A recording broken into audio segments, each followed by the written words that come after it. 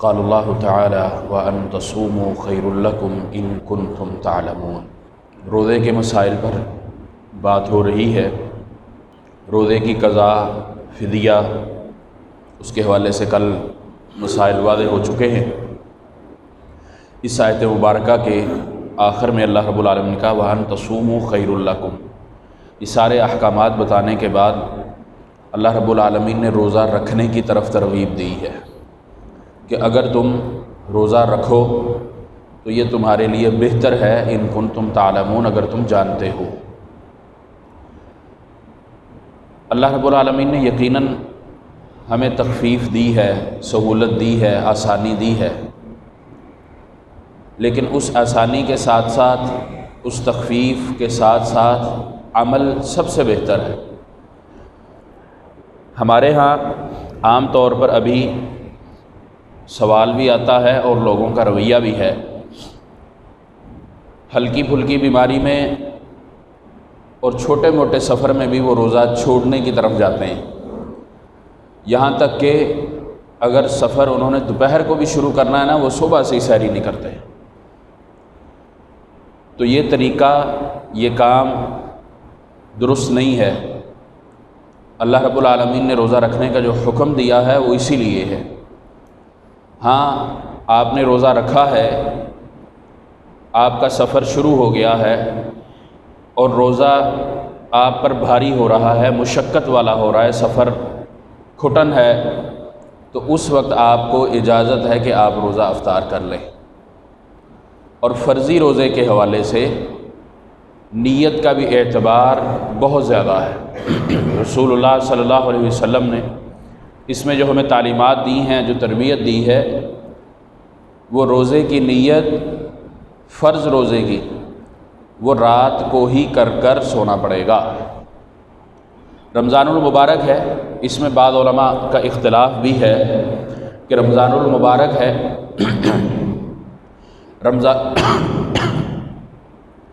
رمضان المبارک میں نیت ہر روزے کی الگ الگ کریں یا ایک مہینے کی شروع جب ہوتا ہے اسی وقت ہی ہم ارادہ کر لیں، نیت کر لیں کہ میں نے رمضان المبارک کے روزے رکھنے۔ ایک اس میں طریقہ یہ ہے کہ روزانہ نیت ہو، دوسرا یہ ہے کہ رمضان المبارک جب داخل ہوتا ہے، مسلمان کو پتہ ہے میں نے اس کے روزے رکھنے ہیں، یہ مجھ پر فرض ہے،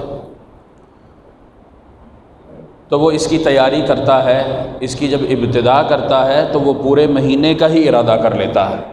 اور یہ بات زیادہ بہتر ہے کہ بطور مسلمان ہمیں اس پورے ماہ مبارک کی تیاری کرنی چاہیے، یعنی کہ جو دن آگے آنے ہیں ان کی بھی نیت ہماری ابتدا سے ہی ہونی چاہیے کہ میں نے اللہ کی توفیق اور رحمت سے اس ماہ مبارک کے پورے روزے رکھنے، پھر ہر رات کرنے کی ضرورت نہیں ہے۔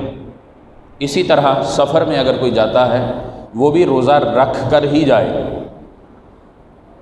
اگر اس کو سہولت میسر نہیں رہتی تو پھر وہ اس کو اختیار ہے کہ وہ روزہ افطار کر لے۔ اس میں بھی اختلاف پایا جاتا ہے۔ رسول اللہ صلی اللہ علیہ وسلم نے،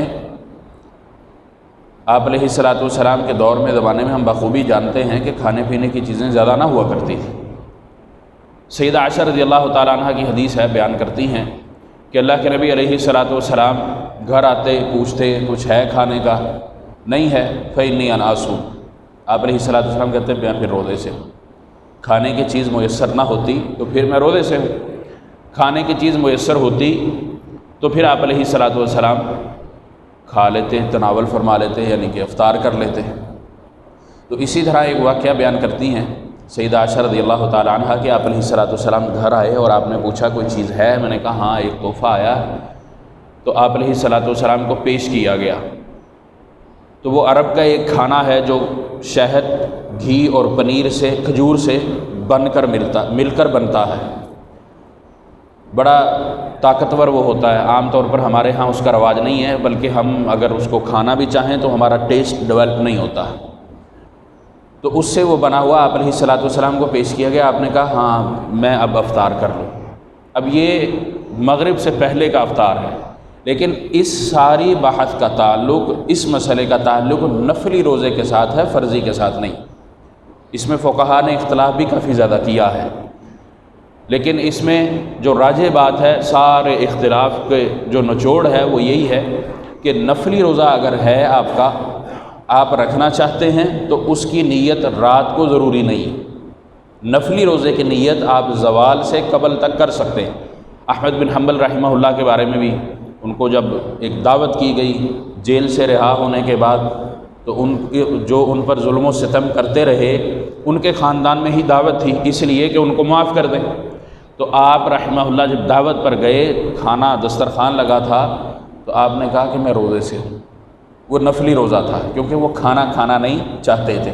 وہ بادشاہ کا، حکومت کا جو حاکم تھا، اس کے گھر کی دعوت قبول تو کی، گئے تو صحیح، لیکن اس کھانے کو نہیں کھایا۔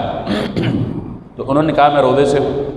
تو زوال سے قبل تک نفلی روزے کی نیت ہو سکتی ہے، اور اسی طرح نفلی روزہ راجح موقف کے مطابق قبل از وقت کھولا جا سکتا ہے بتحت ضرورت۔ نفلی روزے میں کئی ساری اقسام ہیں، وہ انشاءاللہ اس کے بعد ہم پڑھیں گے، سنیں گے۔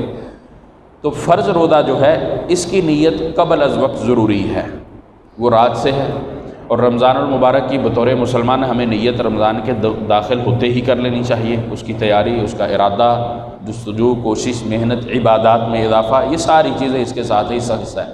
وَأَن تَصُومُوا خَيْرٌ لَكُمْ، اس میں یہ آتی۔ اور اسی طرح افطار کا جو مسئلہ ہے وہ بھی نفلی روزے کی طرح فرضی میں اجازت نہیں ہے۔ ہاں البتہ طبیعت اس طرح کی ہو گئی ہے، شرعی عذر ہے، اور شرعی عذر بھی وہ جس کو شریعت نے کہا ہے، اس چیز کو ضرور مینشن رکھے۔ شرعی عذر وہ نہیں جو بندہ خود سے ہی عذر بنا لے اور اس کو پھر شریعت میں داخل کرنے کی کوشش کرے، وہ نہیں۔ جس کو شریعت نے عذر قرار دیا ہو، اس عذر کے تحت اس کو اگر افطار کرنا پڑتا ہے تو فردی روزہ بھی وہ افطار کر سکتا ہے۔ اس میں خواتین کے مسائل بھی آتے ہیں، وہ شرعی عذر ہے، اللہ کی طرف سے ایک نظام ہے، ایک سسٹم ہے۔ اگر 2 منٹ پہلے یا 5 منٹ پہلے بھی ان کا یہ مسئلہ اسٹارٹ ہو جاتا ہے ماہواری والا، تو ان کا روزہ ختم ہو جاتا ہے۔ اس روزے کی اب ان کو قضا دینی، ایسا نہیں ہے کہ اب عصر گزر گئی ہے، مغرب قریب ہے، چلو کوئی بات نہیں افطاری ہو جائے، روزہ مکمل نہیں ہوگا۔ بے شک 5 منٹ رہتے ہیں، 2 منٹ رہتے ہیں، یہ عام طور پر غلط فہمی پائی جاتی ہے، یہ ہمیں اپنے گھروں میں بتلانا چاہیے۔ اس میں کوئی شرم نہیں ہے، شریعت نے شرم محسوس نہیں کی، لیکن اگر اس وجہ سے، اس کمزوری کی وجہ سے، اس جہالت کی وجہ سے، کم علمی کی وجہ سے ہمیں اگر مسئلہ سمجھ نہ آیا تو ایک روزہ یعنی کہ پورا ہی چلا گیا۔ اور یہ باقاعدہ پایا جاتا ہے کہ عصر ہو گئی ہے، عصر کے بعد اگر یہ مسئلہ ہے تو پھر اب روزہ یہ گنا جائے گا، شمار ہو جاتا ہے۔ ایسا نہیں ہے۔ افطار کر لینے کے بعد، یعنی روزہ مکمل کر لینے کے بعد اگر یہ مسئلہ ہے تو پھر کوئی حرج نہیں، پھر آپ کا روزہ مکمل ہے، اور اگر اس سے قبل ہے تو پھر روزہ مکمل نہیں ہے۔ اسی طرح بیمار کا مسئلہ ہے، اسی طرح اور بھی ہے۔ ایک مسئلہ اس میں اور بھی ہے کہ ہمارے ہاں کچھ اس طرح کے بیمار مریض ہیں جو ہارٹ کے پیشنٹ ہیں یا شوگر کے ہیں یا اس طرح بلڈ پریشر کے ہیں، تو ان کو دوا استعمال کرنا پڑتی ہے۔ اسی طرح یہ سانس کے مریض ہیں، دمہ کے، انہیلر استعمال کرتے ہیں۔ اب وہ پمپ، اس میں بھی شرعی مسئلہ ہے کہ روزے کی حالت میں اس کو کرنا ہے یا نہیں کرنا۔ بلڈ پریشر کا یا ہارٹ کا مریض ہے، وہ زبان کے نیچے کوئی دوائی رکھی جاتی ہے، گولی رکھی جاتی ہے، وہ رکھنی نہیں رکھنی۔ روزے کی حالت میں دوا استعمال کرنے سے روزہ باقی نہیں رہے گا۔ اللہ رب العالمین نے شرعی عذر دیا، اگر طبیعت خراب ہوتی ہے، روزہ رکھ لیا ہے، اس دوران طبیعت خراب ہوتی ہے، روزہ مکمل نہیں کر سکتا، تو اس کو اجازت ہے کہ وہ روزہ افطار کر لے۔ ہاں لوگوں کو نہ بتاتا پھرے، لوگوں کے سامنے نہ کھاتا پھرے، لیکن اپنی بیماری کے تحت اب عذر اللہ جانتا ہے اس کا کہ اس نے جان بوجھ کر کیا ہے یا اس کے بعد یقینی عذر ہے وہ نہیں پورا کر سکتا تھا، کیونکہ یہ ایمان انسان کا جو دل ہے، ایمانی قوت جو ہے وہ اس کو بتلاتی ہے، اس کا تقوی، اس کی پرہیزگاری اس کو بتلاتی ہے ہاں میں پورا کروں یا نہیں کروں۔ تو اس لیے یہ فیصلہ اللہ رب العالمین نے بندے پر ہی چھوڑا ہے، انسان پر ہی چھوڑا ہے کہ وہ اپنے لیے جو بہتر سمجھتا ہے وہ کر سکتا ہے۔ باقی جواب دہی اللہ نے سوال کرنا ہے، اس نے جواب دینا ہے، وہ اللہ اور بندے کا معاملہ ہے، اس میں ہمارا کوئی عمل دخل نہیں ہے۔ اسی طرح جو دمے کا مریض ہے، انہیلر استعمال کرتا ہے، پمپ استعمال کرتا ہے، اس میں 2 رائے علماء میں موجود ہیں۔ بعض کہتے ہیں نہیں، بعض کہتے ہیں طبیعت اس کی جب خراب ہو جاتی، سانس اکھڑنا شروع ہو جاتا ہے تو روزے کی حالت میں اس کو استعمال کر سکتا ہے، کیونکہ یہ دوا گیس کی شکل میں ہے، ہوا کی شکل میں، اور ہوا بندہ عام طور پر لیتا ہے، اس کے اندر روزہ ٹوٹتا نہیں ہے یا روزہ افطار نہیں ہوتا اگر وہ دمے کی دوا کو استعمال کرتا ہے۔ ٹیبلٹ وغیرہ زبان کے نیچے رکھتا ہے تو اس سے روزہ نہیں رہے گا، انہیلر استعمال کرے گا اس سے روزہ رہ جائے گا، روزہ برقرار رہے گا اگر وہ ضرورت الزائد استعمال نہیں کرتا۔ اس طرح دیگر مسئلے ہیں، آنکھ میں دوائی ڈالنے کا، کان میں دوائی ڈالنے کا، ناک میں دوائی ڈالنے کا۔ ناک میں اگر ہم دوائی وغیرہ کوئی ڈالتے ہیں وہ تو ڈائریکٹ گلے میں جاتی ہے، آنکھ اور کان کا کوئی مسئلہ نہیں۔ اسی طرح سرما لگانے کا ہے، ہاں آپ مقدار کم کر سکتے ہیں، جہاں آپ نے 2-3 قطرے ڈالنے ہیں وہاں تھوڑی ڈالنے۔ اس طرح سرما لگانے کا مسئلہ ہے، اسی طرح تیل لگانے کا مسئلہ ہے، اور یہ مسائل اعتکاف کے دنوں کے بھی ہیں کہ اب نہانا چاہیے نہیں نہانا چاہیے، تیل لگانا چاہیے نہیں لگانا، تو روزے میں اس میں کوئی حرج والی بات نہیں ہے، آپ یہ سارے کام امور کر سکتے ہیں اور اپنے روزے کو بہتر طریقے سے سر انجام دے سکتے ہیں۔ وَأَن تَصُومُوا خَيْرٌ لَكُمْ إِن كُنتُمْ تَعْلَمُونَ إِن كُنتُمْ تَعْلَمُونَ۔ اللہ رب العالمین نے یہاں کا اس سے کیا مراد ہے؟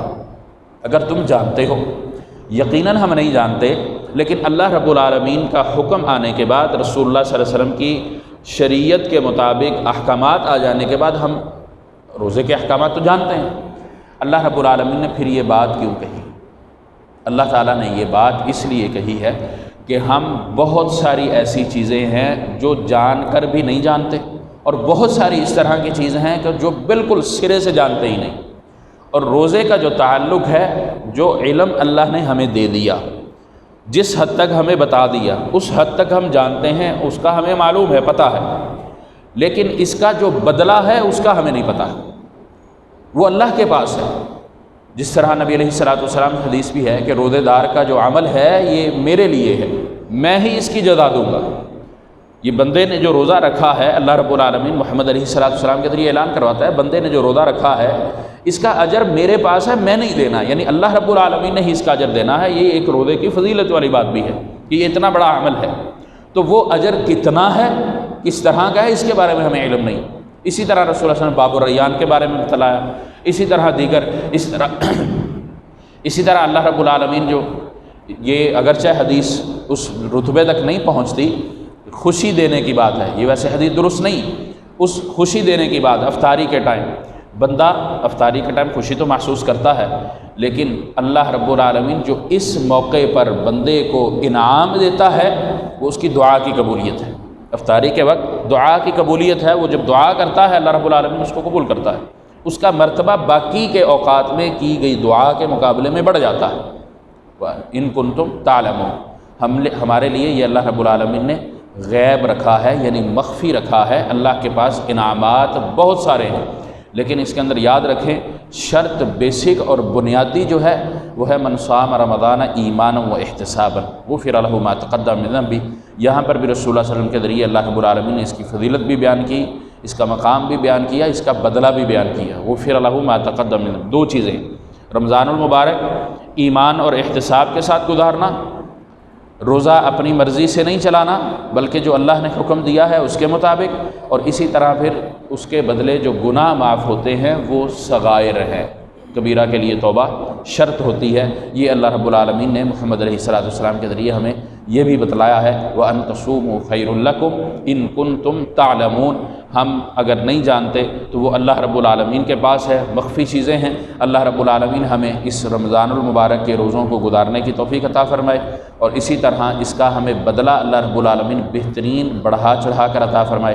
کل انشاءاللہ رمضان اور قرآن، اس کا تعلق ہے آپس میں کیسا ہے، سلف کا کیسا تھا، اس پر انشاءاللہ بات کریں گے۔ اللہ رب العالمین عمل کی توفیق عطا فرمائے۔ وصلی اللہ وسلم علی نبینا محمد۔